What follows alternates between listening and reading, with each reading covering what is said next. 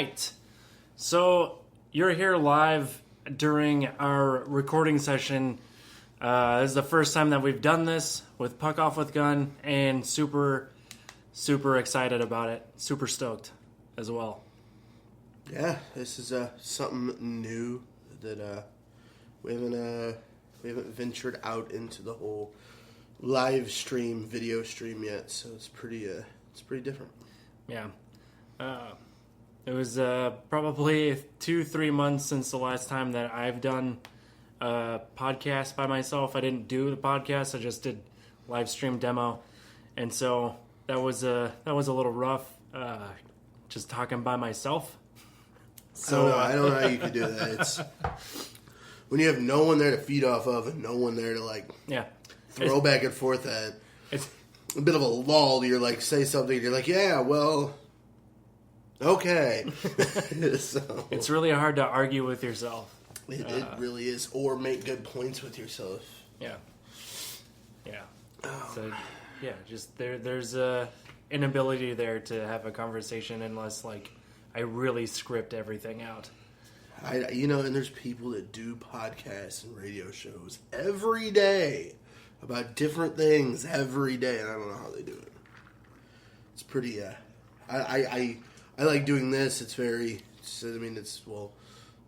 intimate in a way. It's just two of us, but we BS with each other all the time about this stuff. So why not throw it on the internet about it? Yeah, and it's something. It's really easy to talk about something that you love and enjoy as a fan.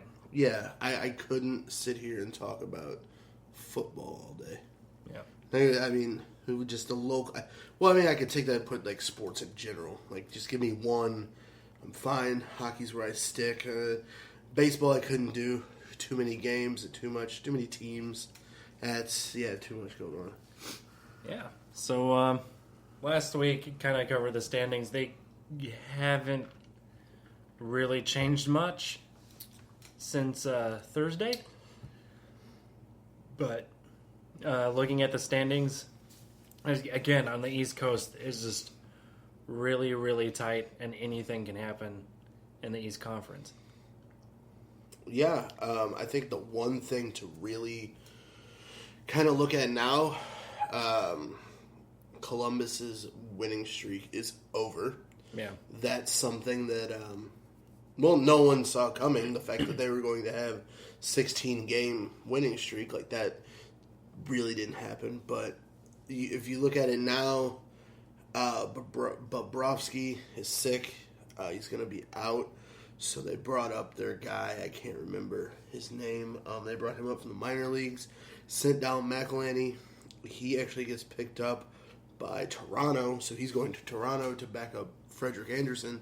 So you had a little bit of a switch there of their changing of the guard. So his backup, and that guy, which I can't remember his name now, which is really bad radio, he's probably going to, as a rookie, he's going to get some games played. You can't ride Bobrovsky all the way to the playoffs and then expect him to still play well in the playoffs. Yeah.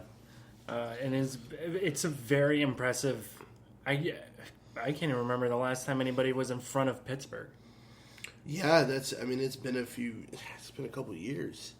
It's always been Pittsburgh, Washington, right around there. It's always been them two, 1 and 2. I don't know. I don't see... right now we're 60, 57, 57 for points.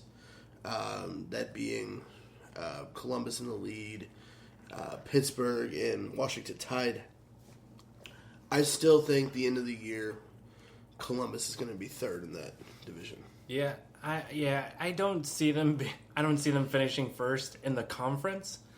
But right now, where they're sitting at right now, they have a looking at the wild card. Even you have the Rangers with 48 and Philadelphia with 44. So even if the Blue Jackets fall into a slump, I feel like if they still play solid for the rest of the year, their wild card spot is assured. Well, yeah, because if they're playing better than Philadelphia and New York, then you're fine. Like you're so many points up on them already. Having that win streak was amazing for you points wise later in the year. Philadelphia, they have a 10, 11 game win streak about a week ago. Just finally came to an end. Like they were playing good. That really hit them from where they were. Yeah. They were in a bad spot. They're going to get into the playoffs. Columbus will get into the playoffs. It's just where they end up in seed wise and who they end up versing. Right. Yeah, because you got the Rangers sitting in the first wild card spot at 57 points. And the Rangers, man, they're the team. I just thought, I don't know, I expected maybe more of them this year. I expected them to be second, third. Like I thought that they would be better than Washington. Yeah. Even though Holtby had the season he had last year, and Holtby has been still amazing this year. Yeah. But I expected Washington is they're one of those teams that they're just fluky.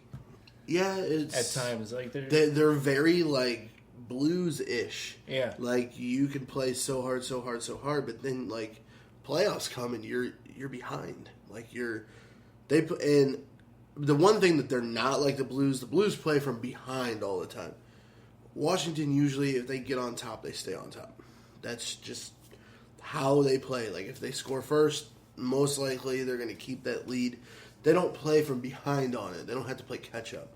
But they lose a lot of leads. They lose. I would say probably statistically they're up there with blowing leads. But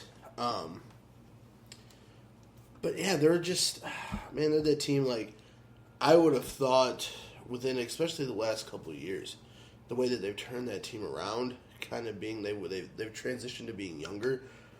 I would maybe think I'm not going to say the window on them is closing, but how longer does Ovechkin have? He's 31? Yeah, he's 31. So you figure maybe he plays 5 more years. If the team keeps trending the way they will he win a cup?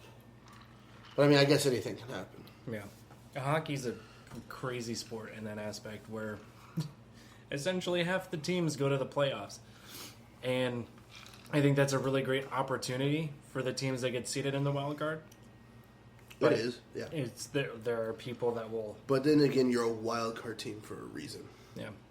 But it's all about how you play when you get in the playoffs. It doesn't matter how long. Yeah.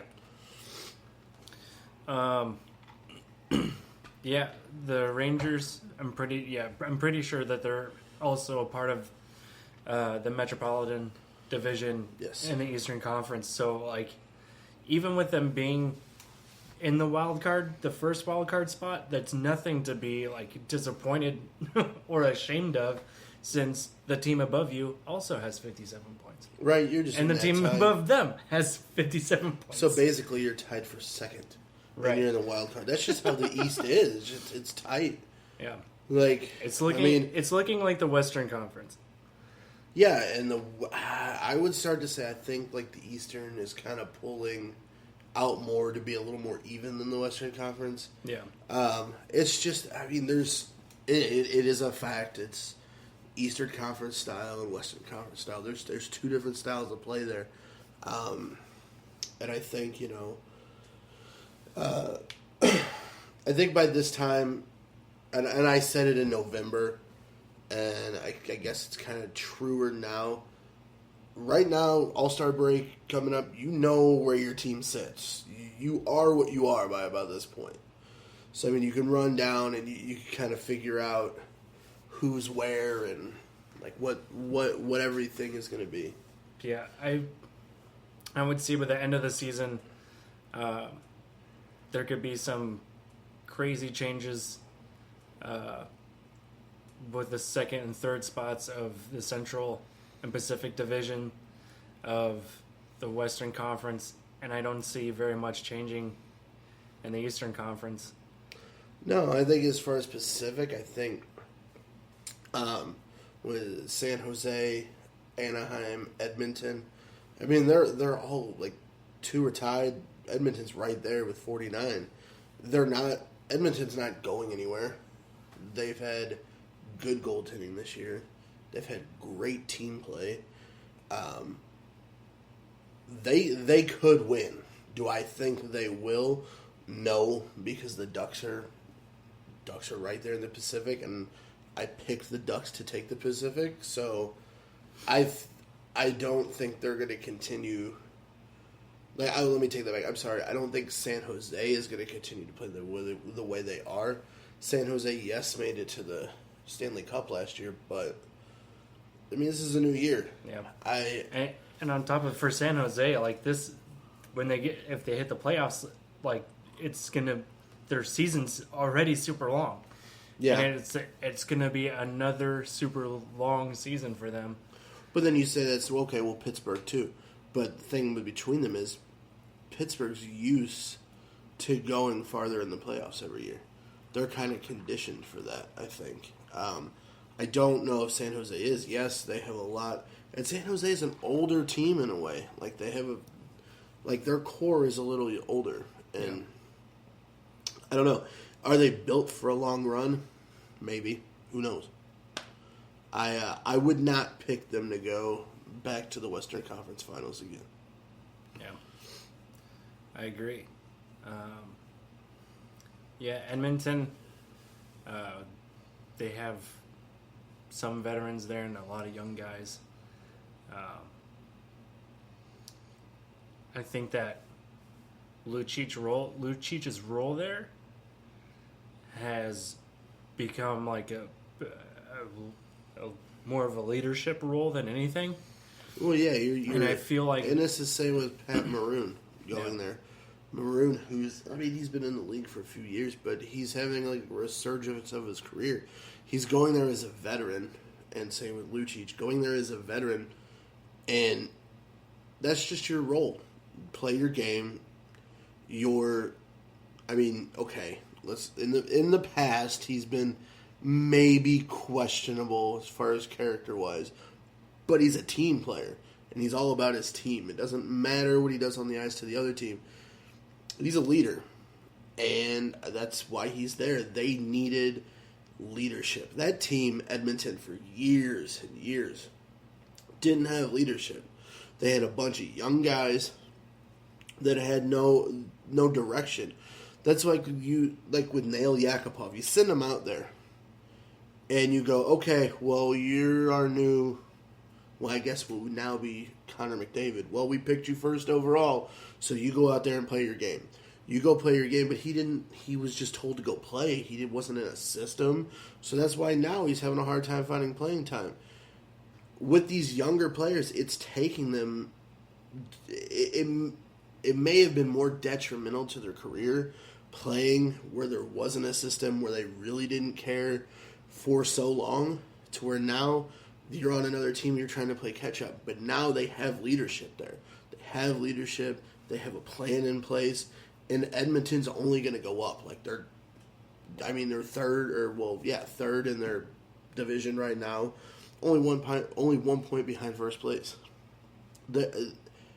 I didn't see them maybe playing as well this year as they are, but I didn't see them playing bad. I think it's still, for me, the whole trying to realize again that Edmonton is going to be good. I still kind of struggle with that because they were just down for so long. Of course. Yeah. It's really it's good to see some new teams, or not new teams, but just some different teams that are making a resurgence. Well, yeah, and I mean, as far as wild card over here in the Western Conference, the Kings, after the year they've had, for them to be in contention for a wild card, kind of surprised, not gonna lie. Yeah. It's a bit surprising. And Calgary too. Both of them, let's face it,